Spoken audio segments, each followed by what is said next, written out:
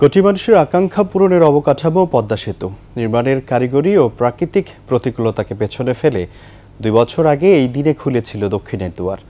শুধু তাই নয়, আশা জাগানিয়ে প্রকল্পটিকে বাস্তব রূপ দিতে বহু ষড়যন্ত্রের নাগপাশ ছিন্ন করতে হয়েছিল। সেতুটি স্বাধীন বাংলাদেশের সক্ষমতার প্রতীকও বটে। এই সেতুকে ঘিরে মানুষের প্রত্যাশা ও প্রাপ্তির গল্প জানাচ্ছেন মোহাম্মদ নুরুন নবী, ছবি তুলেছেন ইয়াকুব লিটু।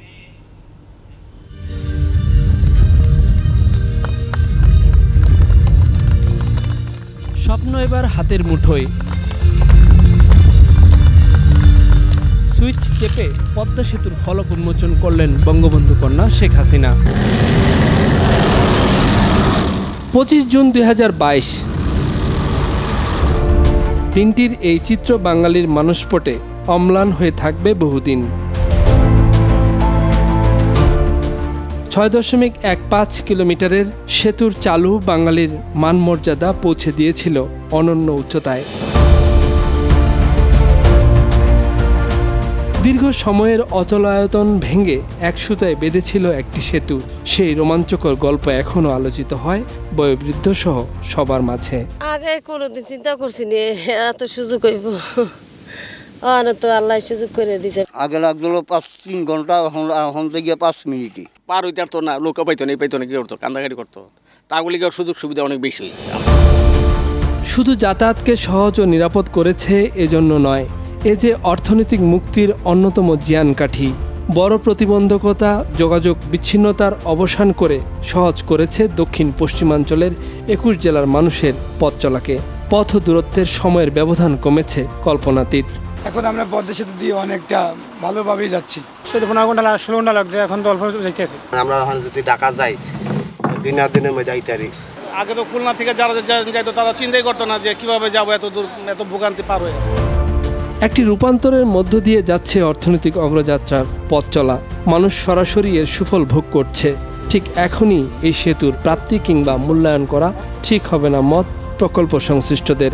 তবে গেল ২ বছরে কারিগরি দিক দিয়ে সফলভাবে কর্মক্ষমতা দেখিয়ে এসেছে এই সেতু। উল্লেখযোগ্য কোনো আমাদের ইনশাআল্লাহ কোনো ডেভিয়েশন ওরা পায়নি। তো উই আর হ্যাপি যে আবার আমাদের যেই কাজটা আমরা করেছি মানুষের জন্য সেবা দিতে পারছি।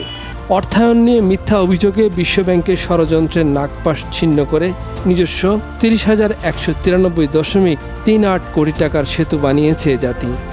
আমরা বলছি যে আসলে সাউথ বেঙ্গল আসলে পুরো দেশটাই তো একটা ইন্টিগ্রেটেড কান্ট্রি।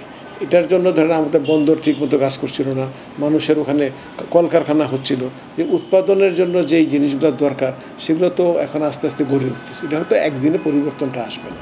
অর্থনৈতিক কর্মকাণ্ডে যে শক্ত ভিত গড়ে দিয়েছে তা ভবিষ্যৎ বাংলাদেশকে এগিয়ে নিয়ে যাবে বহুদূর। কারণ আছে আমাদের ভরসার অবকাঠামো পদ্মা সেতু। এ ব্যাপারে কোনো সন্দেহ নেই, বাংলাদেশের উন্নয়ন সমালোচক, শত্রু, বন্ধুদের প্রত্যাশাকেও ছাড়িয়ে গেছে। বিশেষ করে প্রধানমন্ত্রী শেখ হাসিনার বিচক্ষণ নেতৃত্বে গেল ৩ মেয়াদে ১ দশকে তা আরও বেশি মূর্ত হয়ে উঠেছে। স্বাধীনতার পরে যে কয়টি অবকাঠামোগত উন্নয়ন দেশের অর্থনীতিকে শক্ত ভিতের উপর দাঁড় করিয়েছে তাদের মধ্যে অন্যতম হলো এই পদ্মা সেতু। পুরো বাংলাদেশকে একটি উৎপাদনশীলতার বলয়ে নিয়ে এসেছে। এমনকি যেসব অঞ্চলে যোগাযোগ ব্যবস্থা একেবারে অপ্রতুল সেগুলোকেও উৎপাদনশীল করে গড়ে তুলছে।